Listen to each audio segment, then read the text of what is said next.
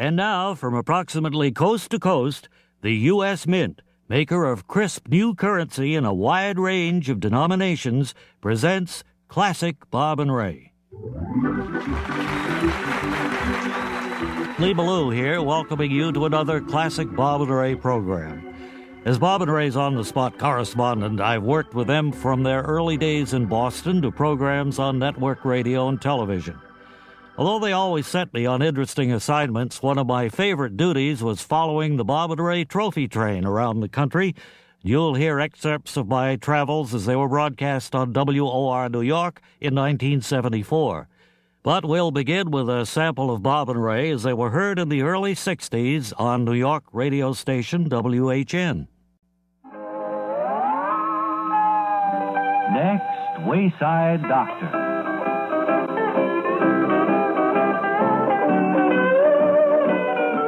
Now, once again, we present Wayside Doctor, a story with medical overtones set in the lush beauty of Honolulu.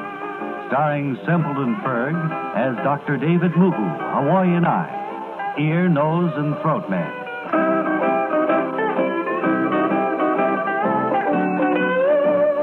Dr. Muhu is back at work at Papuli General Hospital, and in his office it's shortly before 10 in the morning now as we join him at Akbar Mai Tai. Well, I just removed a rose tattoo from a gentleman. Oh, Had it on his upper arm here. You find that this is satisfying work for you, Doctor? I think I'm going to specialize in tattoo removing. Okay. And, of course, by appointment only, too. Well, that makes it more professional looking, of course. Mm-hmm. Well, I'll go out and look around for any luau's to be inspected. What's that you got on your desk there? Oh, that's a pineapple. I was just having my breakfast. Oh, what did you say? A pineapple. Pineapple? Is this a type of apple that grows on a pine tree? Isn't it? No. It's shaped a little like a pine cone, only different, but it grows close to the ground. It's not edible, I don't suppose, eh? Oh, it's delicious. Here, let me cut you a little Really? slice. You can eat this? Oh, it's one of our native fruits here in Hawaii. Oh, really? I didn't know that. Try that. Does it grow on a tree or a bush? No, a little low bush. Oh, yeah. Let me have it. See, that is Succulent, delicious. isn't it? Yes, it's hard to describe. Well, it's tart, and yet it's sweet and juicy, and I'm surprised you haven't tried it before. They can this, you know. They what? They can. They mechanically take the outer cover off, and then they slice the pineapple, or they make chunks out of it. Hey, you know, I was thinking as I just ate that small piece of pineapple that it would be delicious sitting right in the middle of a ham steak. That's a great thing to do with it. Also, you can make juice out of pineapple and drink it, you see. Yes, pineapple juice. Wow, is it classified as a fruit, you say? Yes. As a vegetable? Doctor, I can't understand. You were born and brought up here in Honolulu, and yet you've never tried the pineapple before? Where did they get the name apple? It doesn't look anything like an apple. Well, I don't know the answer to that. And it's not on a pine tree either, is it? No. Pineapple. Hmm. Pineapple. And people eat it, eh? Oh, they sell thousands of them every day. Well, I never cease to be amazed. Always something new. Always something to learn. That's the fun of living, I guess. So we leave Dr. Mu'u as he philosophizes at Papuli General Hospital. Be sure and join us on Monday when we'll hear him expostulate. How do you spell it now? P-I-N-E-A, and then what is it? That's Monday in the next exciting episode of Wayside Doctor, starring Simpleton Ferg.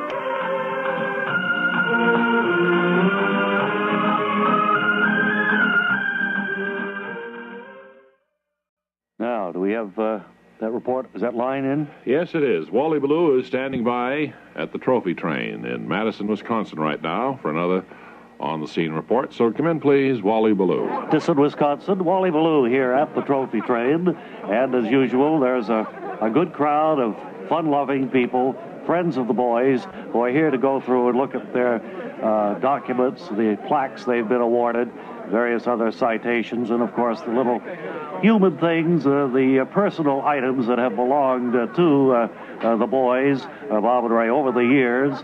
Ray's tennis shoes, first pair he ever bought, and his beaten-up old tennis racket with a hole right there in the middle of it. And Mr. Gilmore, what seems to have been the most popular feature today here in Madison? Well, two. Of course, the addition of the 5 lovely local Madison girls to dance is a sideshow to attract people into the train. And the first time that we put on display in the center of the trophy train, Bob and Ray's 2 Peabody Awards. That has brought people very, very silent to that spot. That almost calls for another trip back to Mandan, North Dakota, doesn't it? So it the really people does. have to see it. This is the first time we've shown the 2 Bob and Ray Peabody Awards on the trophy train.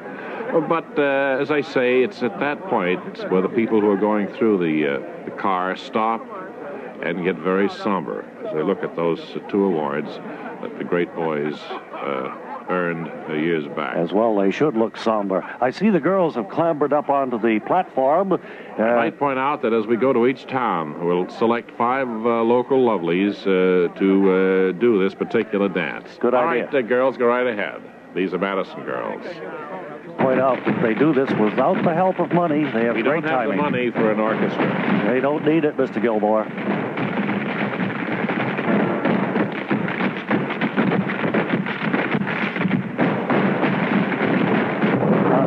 I was afraid of that. Yeah, you could tell the platform was going to give way. No one seems hurt. They're scrambling to their feet. And I think everything will be all right. Yes, they're waving. Everything is okay. They're on their feet. And we'll send it back now I to could just cry. New York.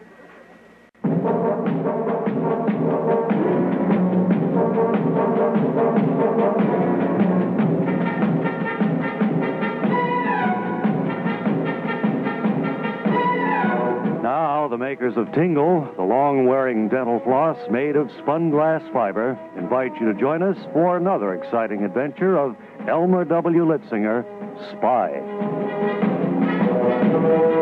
My name is Elmer W. Litzinger, Spy. It's my job to handle some of the toughest espionage assignments our government can hand out. Not long ago, a top-secret change was made in the deployment of American troops overseas.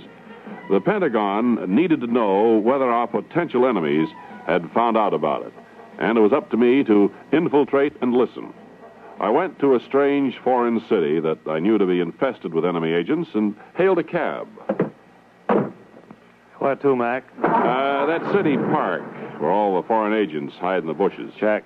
You happen to be a foreign agent, pal? Yes. Permit me to introduce myself. I'm Elmer W. Litzinger, Spy. Well, nice to know you. I'm Abu El Zetz, cab driver.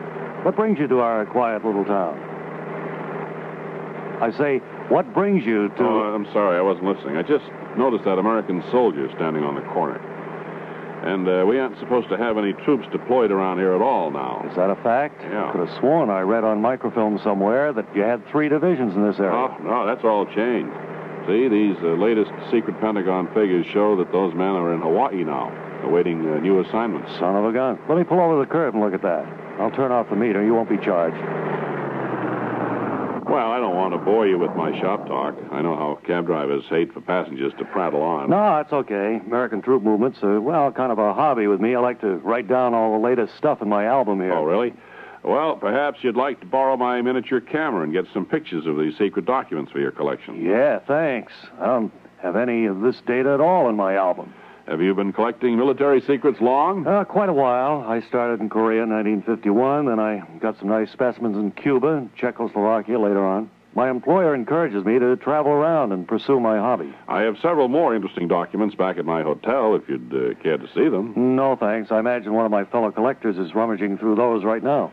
And then I suppose you get together and compare notes at your club meetings. Yeah, it's sort of like that. I don't seem to find any data on the South Pacific here. Is that what you left at the hotel? Oh, no, I wouldn't dare. Anything that secret, I carry in a pouch next to my body at all times. Here, see for yourself. Oh, boy. That's hot stuff, all right. No aircraft carriers guarding the Philippines at all, huh? No, it's a gamble, but we're hoping that potential enemies won't find out about any of this until we can plug up the weak spots. I see. And I guess that's why you want to hang around in the park and see if any of the other foreign agents are blabbing about it, right? Oh, that's right, and I suppose I should be getting over there, even though I've enjoyed our little chat immensely. Maybe I can save you a trip. I eat lunch in that park every day. I can assure you that nobody there has this information. Yet. Well, that's really all I needed to know. So just drive me back to the hotel, and I'll mail my report to Washington saying, case closed successfully by Elmer W. Litzinger, spy. And now let's call in Wally Ballou. And I'm speaking again with the manager of this venture, Mr. Gilmore, who's traveled quite a few thousand miles already on the train. How are things today? 6,700 miles according to our speedometer here that tracks the mileage. 700. Now, you told me yesterday, we didn't have time to go into it very much, that some additions had been made to the trophy train. Yes, we added a Chinese food counter where they can get their spare ribs, their egg rolls, their sweet and sour stuff. Right. And we added slot machines at the other end. And just this morning, we've added a little Maryland crab cakes counter and thick shakes. So, well, you're appealing to all tastes, certainly. Well, we have all kinds of people coming in here, and people get hungry when they go on a souvenir trophy train, really we discovered. I know. And we find it's a high-profit item to carry these Maryland crab cakes and these thick shakes. Well, you have them flown out here when you this far right. They fly them out. Fresh daily, in other words. That's what we've been assured. We've had no reaction otherwise. How are the souvenirs going? I know that's a thing very near and dear to the hearts of Bob and Ray, that their souvenirs... The replica of Bob and Ray's high school diploma is moving very well. Good. It's one of the big items, I think. Okay, well, I'm going to hang around. I'll have another report in maybe an hour or so to send back to New York. In the meantime, this is Wally Ballou in Manitowoc, Wisconsin, returning it to...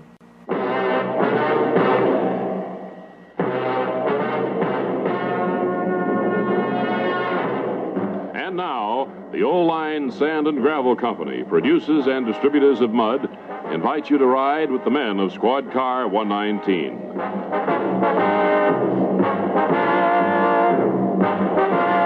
My name's Sam Finch.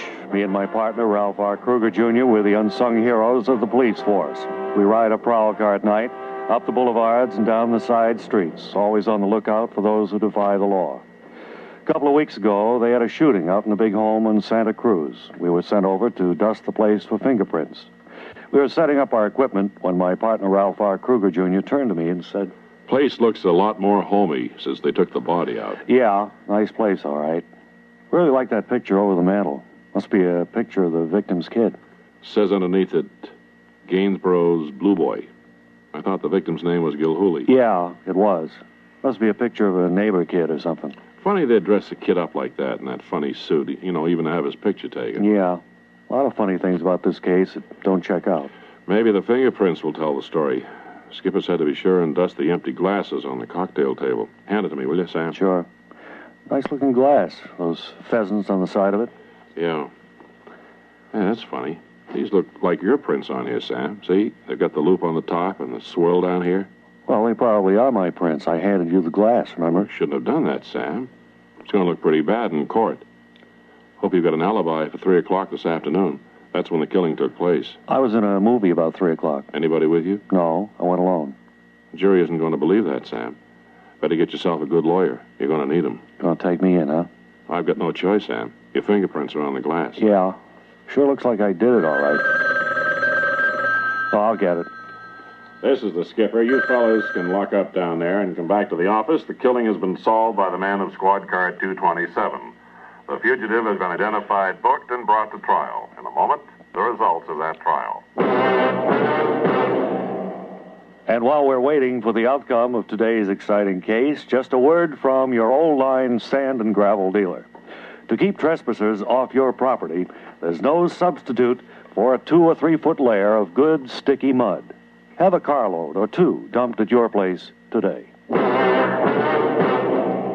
The fugitive in that killing was convicted of murder in the first degree. However, the laws of the state of California provide no punishment for first-degree murder, and the fugitive was ordered released. And so another criminal is brought to justice by the unsung heroes of the police force, the men who ride the squad cars at night.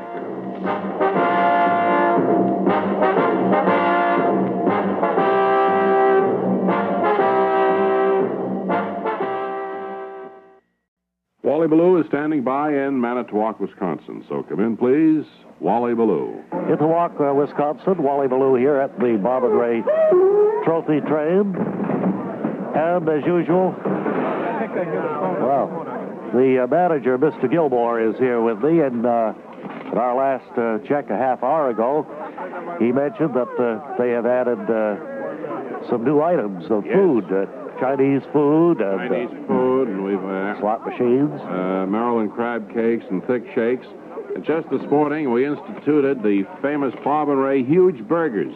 Now, what these are, they're 2 1/4-pound slices of pickle with a little hamburger on it. Well, that sounds different, certainly. Has it? It's the pickle burger. Had a good reception, has it, Mr. Very Gilmore? much so. We have you have your bun, then you have a huge 1/4-pound slice of pickle, then you have another bun, then you have another slice of 1/4-pound slice of pickle, and in there somewhere is hamburger. And then a bun on the bottom. You know, it's fast becoming, this trophy train is fast becoming just kind of a moving cafeteria, isn't it? Apparently that's what folks want. They want food more than look at... Well, you know, they look at the trophies and say, isn't that nice? But, hey, let me have one of those pickle burgers, please. And that's what's happened. Well, I know that you're at the bottom of all this, Mr. Gilmore, and I'll have to say to your credit that you are a go-getter. You do come up with these genius ideas, and I think it's all to the good. How are the souvenirs going? Well, as I pointed out in your last report on the air, that the replica of the Bob and Ray's high school diplomas are moving very well. That seems to be the most popular item among the... We have it done on old parchment paper. Gives it the look of antiquity. We're getting $2.30 a piece for those. They do, $2.30. They do go back a number of years, of course. But these are, of course, duplicates. We have a printing house who turns these out for us on this... have that little crinkly edge as if they'd been burnt around there, don't they? Burnt brown edge. Looks a little like the Declaration of Independence. I think it's the same printing house does it. Probably is. It turns out those Declarations of Independences. Well, that's the story here, then, in Manitowoc, Wisconsin. And this is Wally Ballou until next time, returning at 2. And now, the Crutchford Braid and Tassel Company invites you to share another tender experience in the lives of the Pittmans.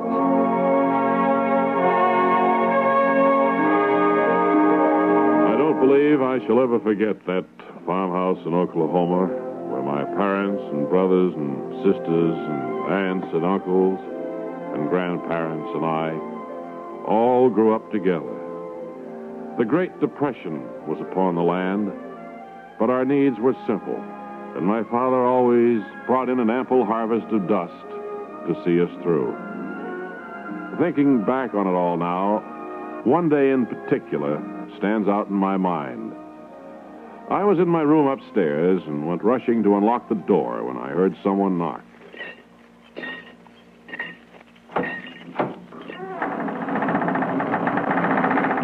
Oh, hi, Ma. Hi, Pa. Please enter my humble lodgings. Well, we certainly intend to, Jimmy Joe. What are you doing in here with the door locked, boy? Oh, I'm just writing down all my innermost thoughts on this 2-for-a-nickel scratch pad, Pa. I'm going to be a great writer when I grow up, and it's never too soon to begin my unpublished works. Well, I'm just not sure I approve of this. The money you spend for scratch pads could be putting fried dough on our table. Oh, I'm well aware of how you frown on frivolous luxuries, Ma. But when I become a famous writer, I can make a lot more than these 2-for-a-nickel scratch pads cost. Well, the boy could be right about that, Lucretia. I was reading just the other day about a writer named Scott F. Fitzgerald. He owns an automobile and even a tent on the beach in California. That's right. And someday I'll be making $8 or $10 a week, just like he does. Want to hear some of the stuff I've written down here as my boyish thoughts poured forth? Well, I suppose it can't hurt to listen. Go ahead, son. Well, this is just in rough form now, but here's what I've got so far. A book of verses underneath the bough, a jug of wine, a loaf of bread, and thou beside me, singing in the wilderness. Our wilderness were paradise enow. Of course, there'll be more than that to it when I'm finished. Well, that's certainly plenty for my taste. Who ever heard of a 12-year-old picturing paradise as a place where he can booze it up with some strange woman? Oh, gee, Ma, the only part I thought you'd hate was that word enow. I couldn't get anything else to rhyme. I'll try harder, though. Now, we don't expect you to be perfect, Jimmy Joe. Personally, I think that paper of yours will do just fine to plug up that big crack under the window there.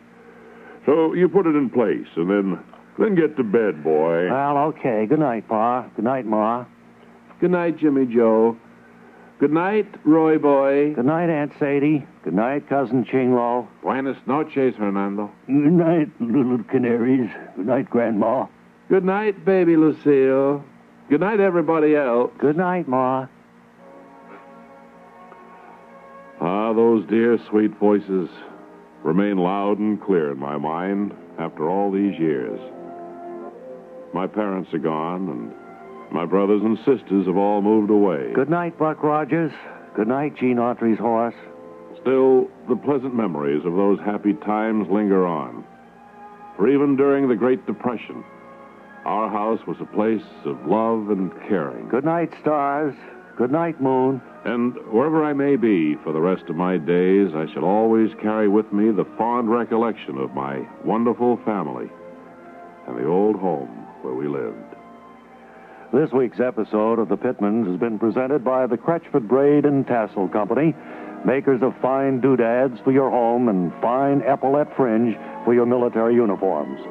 Next time you think of braid or tassel, rush into your neighborhood store and shout Crutchford. And be sure to join us again soon for another story of tender nostalgia in the lives of the Pitmans. Nitawak, Wisconsin, Wally Ballou with our final report of the day on the trophy train, and here to bring us up to date on what has been probably one of the most successful days, money-wise, in the train's current trip, Mr. Gilmore. Thank you. Now, you told me you wanted to make a special announcement, Mr. Gilmore, about an addition to the train that will go into effect tomorrow. I wasn't paying attention to what you were saying. I was watching the people in line here. We've had some people go through, and some people have taken some of the Bob and Ray huge burgers without paying for them. That's to be discouraged. Yes, we're adding now a lentil soup sandwich that's served in a very thick roll, and lentil soup kind of soaks into it. And we sell it along with a thick shake and fries. And it's been a very big favorite here. Is that a regional dish of some kind, or? We call it, well, we don't know. We just call it the famous Bob and Ray lentil soup sandwich with fries and thick shake. And the folks seem to go for it. And we have it up on a big placard. Right, I see. Well, that's about all the time I have for this broadcast and for today, but we'll be checking in tomorrow when the trophy train moves along to its next stop, which will be Madison. I told you about the Maryland crab cakes. Yes, you did. Right, back to Bob and Ray. The basement workshop of Fred Falvey, the famous Bob and Ray do-it-yourselfer. Fred, I noticed on the way in that you put a lot of mirrors on the roof of your house since the last time we were here. Yeah, that was a little project I finished the other day with the aid of simple tools and some leftover scrap materials. Our electric bill had been running very high, so it occurred to me to put mirrors on the roof and capture solar energy to heat the house. Well, there's another great money-saving tip for you do-it-yourselfers listening in. But tell me, Fred, didn't the initial cost of all that mirrored glass for the roof set you back quite a bit of cash? No, not at all. You know, when a woman buys a new purse, she always finds one of those useless little mirrors stuck inside. Yeah. So I just rounded up about 16,000 of those and glued them together on the roof with ordinary plumber's caulking compound. Well, you certainly know the shortcuts for getting a job done. I still wonder about heating with solar energy, though. To tell you the truth, it seems, pretty chilly in here to me. Well, that's because we're in the basement, far away from those solar plates I installed. Upstairs in our bedrooms, right under the roof, it stays an even 94 degrees, winter and summer. Oh, there you have it, dear friends of the listening audience. Just another example of better living by doing it yourself. And Fred, I'm sure that all of the home handymen tuned in are anxious to hear the workshop tip that you'll be passing on to them this week. Yeah, that was wall-to-wall carpeting, which has become so expensive, Ray, with the help of just a few simple tools like rubber snips and Eskimo bone needle. An Eskimo bone needle, did you say? Yes, I found that the number 6 size is just about right for weaving a nice carpet nap onto old inner tubes. Well, I'm not too handy around the workshop myself, Fred, so I'm afraid you kind of lost me on this project. It's pretty simple. You can see I've already made a nice 18 by 15-foot carpet padding here by cutting up old inner tubes and placing the rubber strips together, piecing them. And I suppose old inner tubes are readily available at any auto junkyard. Any junkyard, and then it's no job at all to fasten the rubber strips together with a standard heavy-duty stapling gun. Oh, you don't use the Eskimo bone needle for that? No, that's for sewing the actual carpeting onto the rubber pad. You can go in and out with the needle, making little loops of wool yarn. I found it's a lot more economical to make your carpet out of ordinary children's kite string. Well, now, there's a tip that every home handyman will want to make a note of, I'm sure. Right, and it all came out to cost just about $600,000. Well, it's going to be a lovely thing when it's completed. So once again, we've seen an example of how to live better by doing it yourself with Fred Falvey, the do-it-yourselfer. Now to Blue. Okay, standing by in North Platte, Nebraska this afternoon at the Bob and Ray Trophy train, correspondent Wally Ballou. Come in, please.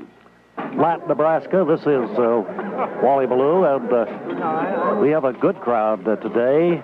It's a little bit different kind of surroundings than it was yesterday in DeWitt. Here, of course, North Platte is the heart of some Nebraska farm country. Mr. Gilmore? Yes, sir. The folks seem to be really enjoying themselves, the trophies on the train, and the food that you dispense. Yes, they have. They've been enjoying, they've been spending more time here. They're probably a more sophisticated group here in North Platte than they were in DeWitt. Yes, I would think so. Spending more time looking at the Bob and Ray souvenirs and some of the articles under glass in the trophy section. Which is getting what the trophy train means, getting their money's worth, so to speak. That's right. And had any new kind of food today? Well, we've added some taste treats, yes. We've added your corn cake and old-fashioned. Now, this is a candy that you buy. You buy this corn cake, and then you put this old-fashioned on the top, and you squash it down with your thumb. Uh-huh. And it makes it very nice. The kids seem to like it anyway. Somebody over here has an attack of hiccups, I think. And we also... Yes, they do. We've added 3 different flavors of soft ice cream now. It comes out like this, and it swirls around. I think kids seem to like it. This fellow with the hiccups, I think I saw him eating some of those fried clams that you added to the menu. That's right. Well, it's been pretty successful, but it's remaining brisk and cool here. I'd like to get this trophy train into more moderate temperatures. Well, we're heading west, of course. We'll be on the West Coast by next week, I should imagine. Uh-huh. And that's about the time allotted me for now. I'll be reporting later this afternoon from North Platte. Now it's back to Bob and Ray in New York.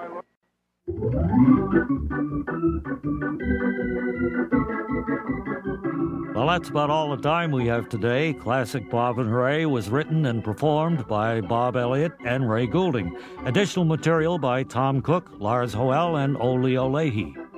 Classic Bob and Ray was developed for the Radio Foundation by our executive producer, Larry Josephson. Lars Hoel is our program producer, engineering by Jerry LaRosa, Bill O'Neill, and Manoli Wetherell.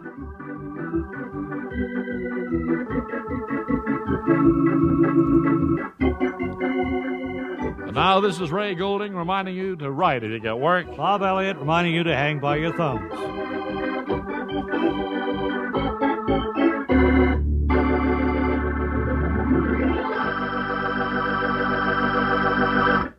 This program was independently produced and distributed by the Radio Foundation.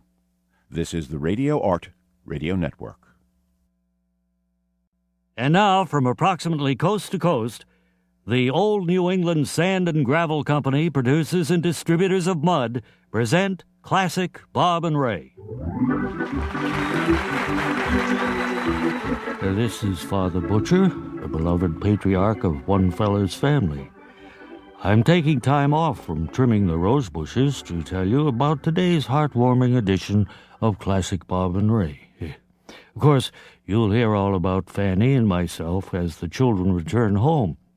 Later on, Aunt Penny, no relation by the way, tells another true-to-life story in her beautiful sunlit kitchen. And that industrious boy spot welder, Matt Neffer, makes a visit to his local supermarket on Classic Bob and Ray.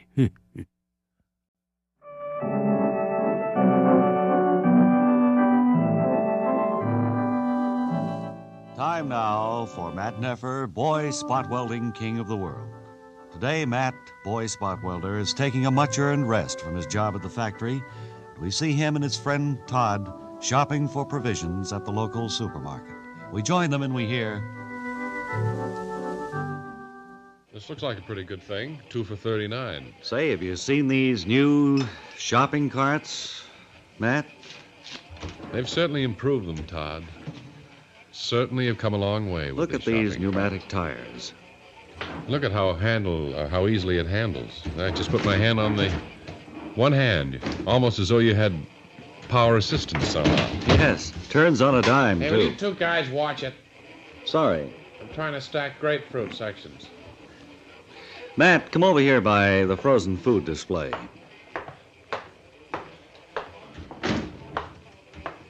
Yes, Todd. Look at that frozen Chinese food there. Doesn't that look good enough to eat? Well, that's what you're supposed to do with it. But how about that TV dinner? Get a load of that one. And over here's frozen orange juice, frozen vegetables of every description. Peas, carrots, spinach, Todd, Brussels over here. sprouts, broccoli. Yes. Matt, you know, seeing all of these displays of products, I'm reminded of something. Something I just can't seem to remember. Todd, over here. Over here by Marmalade. Shall I bring the wagon over, Matt? No, I think I can carry this myself. Why, you've picked up half a dozen jars of marmalade, Matt. Todd, that's what I wanted to talk to you about. Yes? I've been eating 6 and 7 jars of marmalade a day now for over 2 weeks. A day, Matt? A day, and That's a terrible amount of marmalade. More than any single person has ever eaten in a day that I can think of. I've never heard of anyone who ate more than 1 or 2 jars, perhaps. 3 at the most. over here, Todd, by the stomach settlers. Oh, yes. Why, they have everything in these supermarkets now. Todd, that lady standing over there by Scallops. The lady with the imitation fur coat? Yes. What about her? Why, she's stealing ketchup, Matt.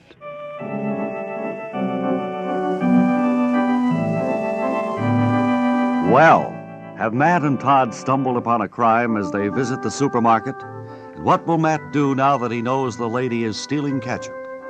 Next time, you'll hear Matt Neffer, boy spot welder, say, Over here, Todd, by the cookie department. She's filching macaroons.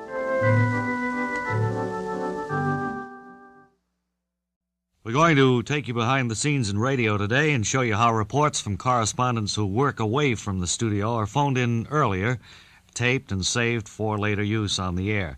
Now, our Washington correspondent, Gabe Preston, doesn't know he's on the air now as he sends in a story from Washington, our nation's capital. I'm on the phone with him. Gabe, are you set for your taping session now? Yes, I have it all here now.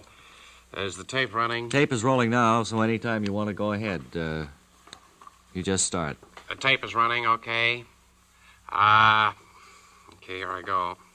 When are you going to use this, incidentally? Oh, probably in another half hour or so, Gabe. Right. This is Gabe Preston in Blush... Sorry, start over. Tape still running? It's running. Go ahead. This is Gabe Preston in Washington. I was impressed recently while walking past the Capitol... let me start again. Is tape still running? Yeah, it's going. Go ahead. This Anytime... Gabe... Oh, I'm sorry. I was talking over you there. Right. Wait, try it again. Okay. All right, go. This is Gabe Preston in Washington. I was impressed recently while walking past the Capitol Dome. I got to thinking about the beautiful Japanese blossoms that blew... let me start that again. This is Gabe Is the tape still running? Yes, Gabe, but our time is running out, I'm afraid. This is Gabe Preston in Washington. I was impressed recently while walking past the... Gabe, Hello? I just got a signal. Our time is up right now. We'll have to tape that in the next few minutes if we can, and we'll get it on the air just as soon as we can. Read over it a little bit, will you, please? Okay. I'll call you back in a few minutes. Righto. Hello again, ladies. We're sitting in Aunt Penny's delightful sunlit kitchen, ready for another delightful true-to-life story from Aunt Penny herself. who's just made some gingerbread. Aunt Penny, that looks delicious. Well, you can just bet it is. And hello, everyone. Doesn't that look good, Danny? I'll bet this is made with creamy, digestible chicken fat, Aunt Penny. You bet it is. All my cooking and baking, I always use chicken fat because I find it so digestible. It just sits in your stomach like a commemorative $50 piece. Well, I'm going to have a sample of it, Aunt Penny, while you get to today's true-to-life story. But now don't eat too much, Danny. It'll kill your appetite. I won't, Aunt Penny. Now then, ladies. Do you mind if I raise the shade just a little bit? There seems to be too much sunlight here in your sunlit kitchen. Well, would you please? Now then, the story I thought I'd tell you today is a story about... How's that for you, Aunt Penny? Enough sunlight? That's fine, Danny, although there's maybe a little too much coming in there. If you could just close the Venetian blinds just a tiny, tiny bit. There, that's just about perfect. Yes, that's fine. Story of Mr. and Ms. Edward Bullock. Well, what about Mr. and Mrs. Bullock, Aunt Penny? Where'd they live? Mr. and Mrs. Bullock... Wait just a minute. Let me go over and fix the shade there. It flew up. Well, it did. Why don't you leave things alone, Danny? Now, there it is, Aunt Penny. I'll just tack the corner of it here so it won't fly up again. Well, Mr. and Mrs. Bullock lived in a small town. You got a hammer, Penny? What? Have you a hammer so I can tack this? Oh, Danny, I can't tell stories if you're going to be running around the room like this. Well, I just want to get the room. Breaking the window, you've torn the shade down. And I've had here's a hammer. Thank you, Aunt Penny. Now, no more, please. Let's sit back. Well, Mr. and Mrs. Bullock.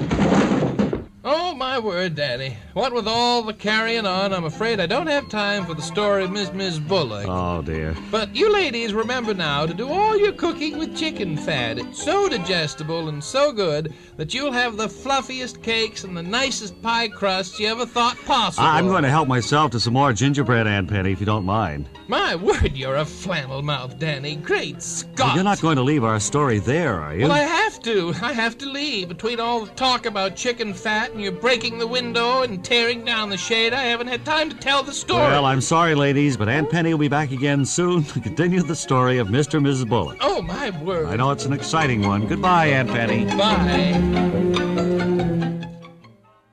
A while ago, we were on the phone with our Washington correspondent, Gabe Preston, who was attempting to tape an interesting story about the Japanese cherry blossoms for use later today. Gabe tapes these reports so he can have more time to keep on the go, and it also allows us to hear his report before we use it on the air. He had a little trouble last time getting through the story, but when time ran out. This time, Gabe, let's make it succinct, terse, and to the point. Hello, Bob? Right. Good. Is the tape running? It's running now. You can make your report and then get out to do more reporting. This is Gabe Preston in Washington. I mean that. And I was impressed this morning when I was walking past the Capitol Dome. The Capitol Dome. Let me start that again. I think it's a confusing phrase I have here. It's probably doing this. Well, just edit a little bit out of it there. This is Gabe Preston here in the Japanese Oh, wait a minute. No, you... Hold on. You have a story on the Treasury Department or anything that we could use? Yeah, I have a little thing on All right, the well, the Treasury. tape is going, if you'll give us that, and then get right. This is Gabe Preston in Washington. A few minutes ago, I was handed a release from the Treasury Department here that may have some bearing on what plan... Well, future take plan. it. Can't Future take it. plan. No, they can't, Gabe. Our time is up. I'm sorry again. We'll try to get you a little bit later. Thanks for standing by anyway there in Washington. Okay. And we'll try to tape that report just as soon as we possibly can. 15, 14, 13. And now, Crackers covered all over with salt presents Lawrence Fichtenberger, Interstellar Officer Candidate. 2, 3, 1, 0.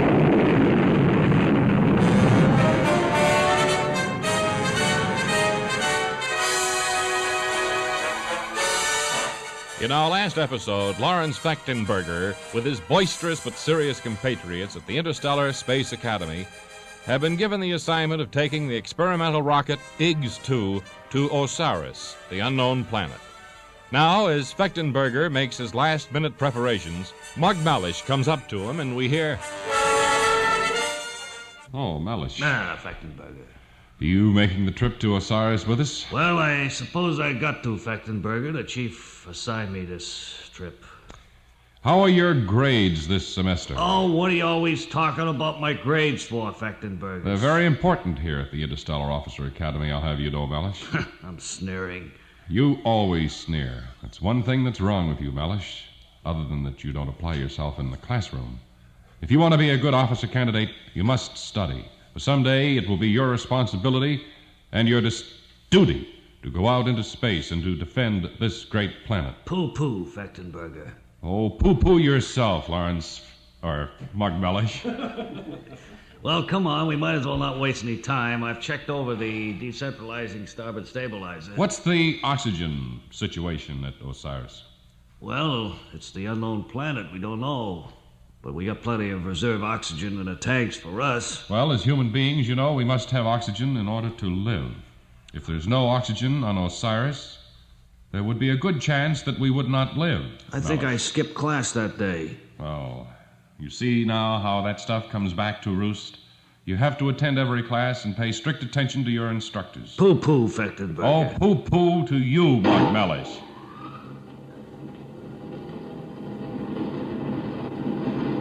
The motors are revving up now, Malish. It's too late for you to change your mind. You're going to Osiris with us. Crackers covered all over with salt has brought you another thrilling episode in the timely Space Age series, Lawrence Fechtenberger, Interstellar Officer Candidate.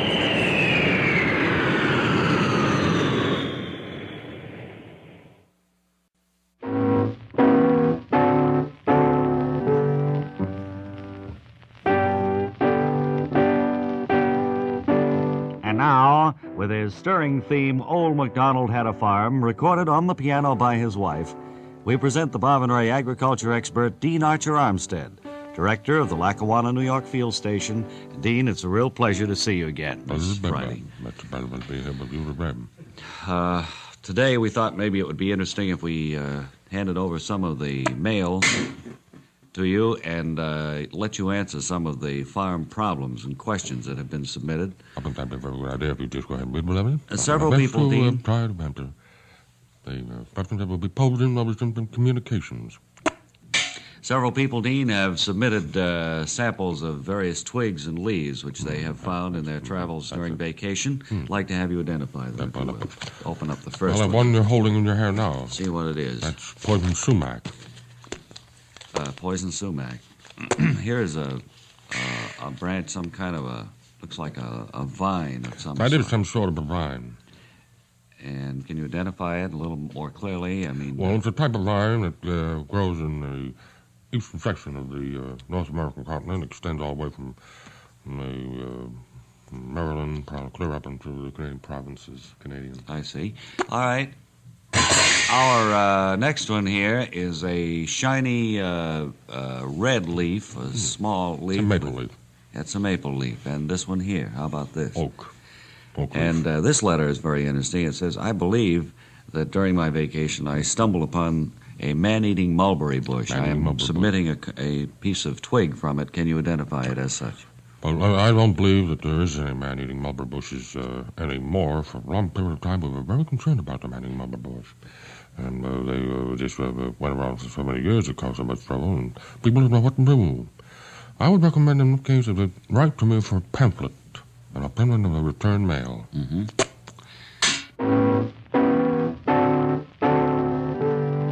Dean Archer Armstead with the Agriculture Forum of the Air, direct from the Lackawanna Field Station. Thank you, Dean.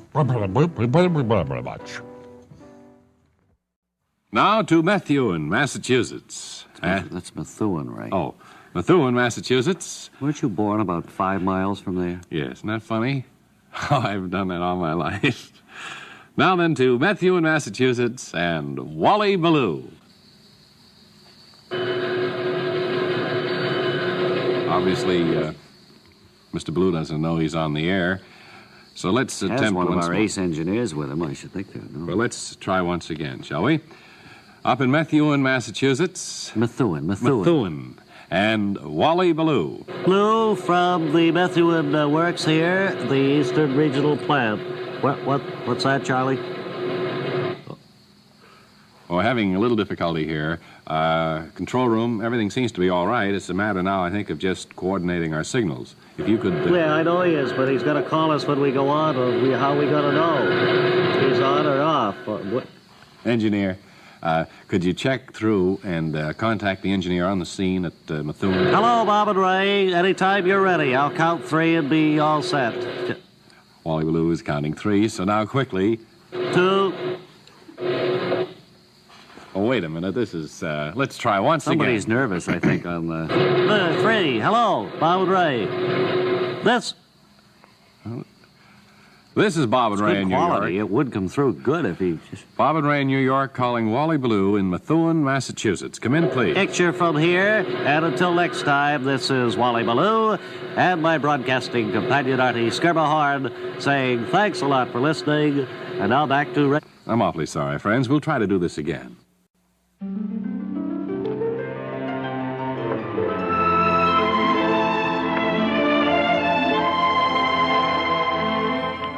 I guess we all know what that theme means.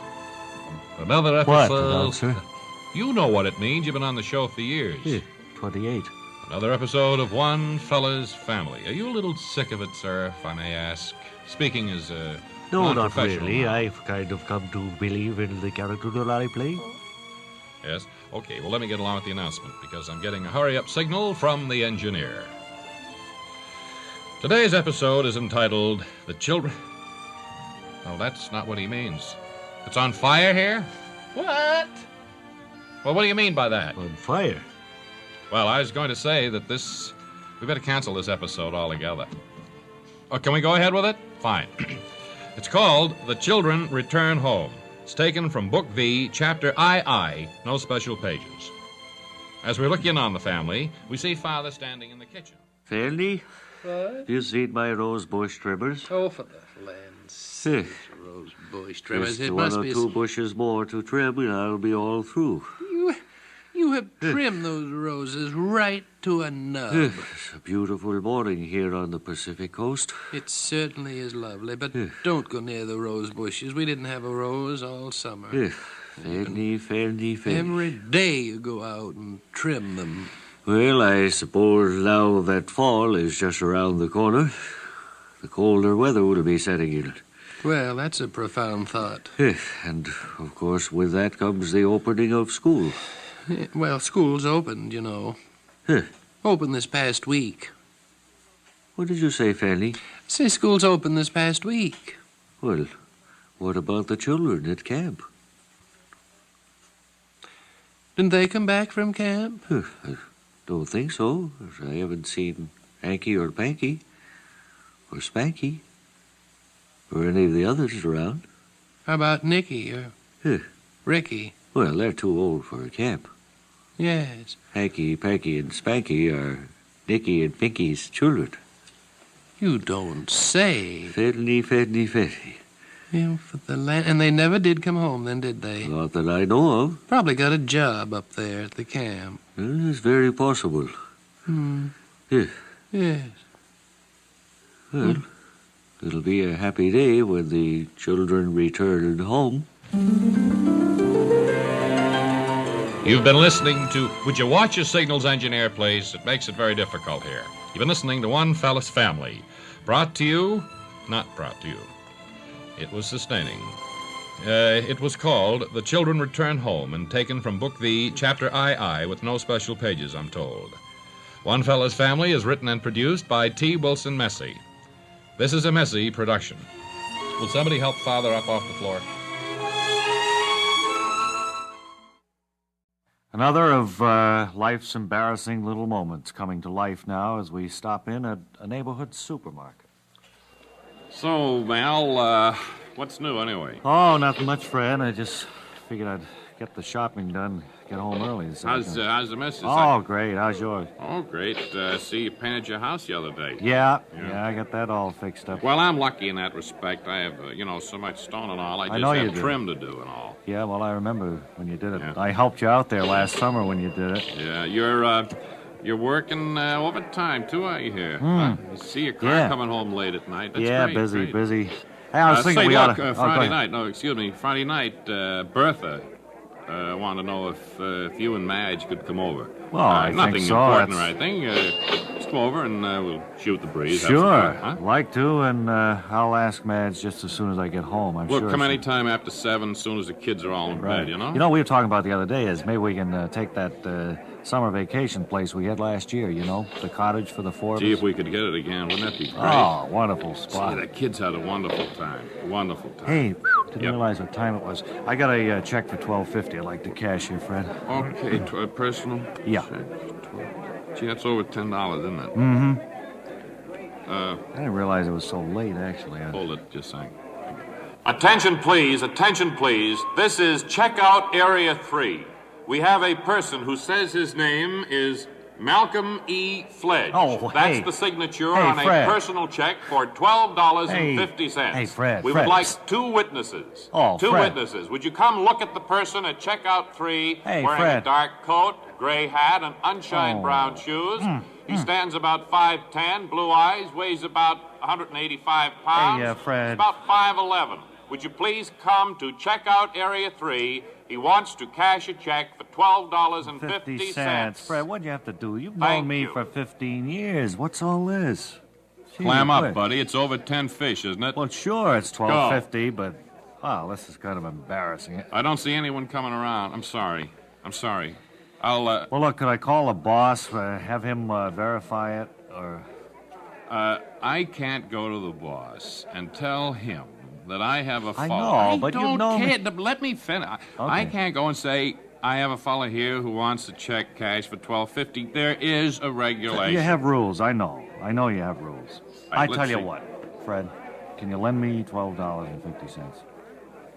Attention, please. Attention, please. He's back down now. He doesn't want the personal check cash. He's trying to borrow $12.50 from me. Look, you know we do I'm not good for it, need Fred. witnesses. We do not need witnesses. He is borrowing the money from me.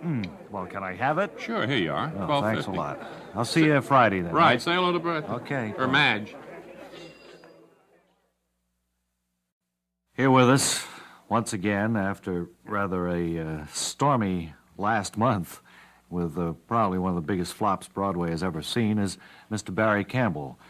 Barry, you're planning a comeback. You've got yourself lined up for a job, you told me, and that's the reason we asked you to come on the air today and kind of fill us in. That's right. My movie has been a tremendous bomb. It was, I took... Well, it closed that night, didn't it, when you... I took not so much myself, but my friends and relatives took such a financial bath, so to speak, that we'll be years getting out of it.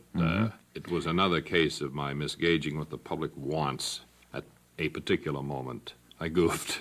Have you ever thought of giving up entertainment as a career in any form, in going into something like insurance or... Well, I had, that How custard... about the doctor field or something like that? Well, I'm too old now to start into school again, but I did, you recall, one summer have that custard ice cream truck. Yes, well, that wasn't any more success than... evidently, everything you touch kind of... Turns to...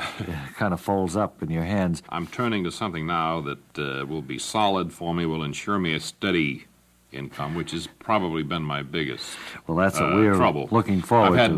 my ups and downs and my peaks and my valleys. Now, the missus was telling me to straighten out the peaks and valleys or get out altogether. I see. And you've just taken a position as a Hollywood stuntman, is that right? Well, a particular type, Bob. I'm specializing in falling down stairs and... Well, our time is running a little bit short. I understand you have the padding on that you wear under your clothes there. Bob, I'm going out to Hollywood tomorrow. I'm playing the part of a very wealthy banker who's loaded, stiff that is, and he trips at the top of the stairs at his mansion. Falls the whole flight. Falls the whole thing. We have constructed a set here in the studio. Okay, well, I'll go on up. All right, if you will, Barry. Tell me, I can't tell when to go, Bob. Just yell. I'll tell you as soon as right. I've set the thing up. We have a flight of about 22 steps, I believe. A good flight running the height of a floor and a half. And Barry is going to demonstrate his technique of falling down this flight, showing us how he'll be doing it in the movies. You'll be seeing him do it, although you won't know it's him. Barry, can you hear me? Are you up there yet? Can you hear me up there, Barry? Very faintly. Okay, Barry Campbell has reached the top of this flight of 22 steps, and in just a moment I'm going to give him the signal to demonstrate this remarkable talent for falling. Okay, Bar, anytime.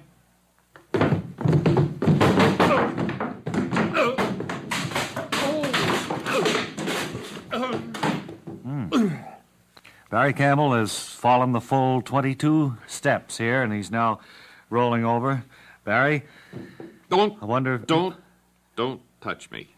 No, I know that's the first rule. Don't touch me. Get a doctor. Right, and we'll check back. Stand back and let me get air. Will you let me out to the telephone, please? Sorry about this, folks.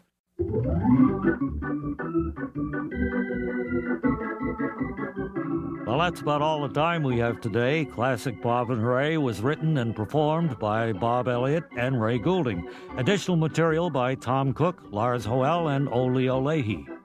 Classic Bob and Ray was developed for the Radio Foundation by our executive producer, Larry Josephson. Lars Hoel is our program producer, engineering by Jerry LaRosa, Bill O'Neill, and Manoli Wetherell.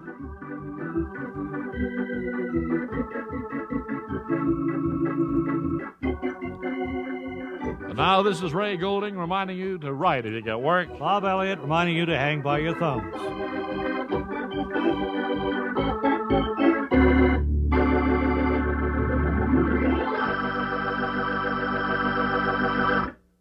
This program was independently produced and distributed by the Radio Foundation. This is the Radio Art Radio Network.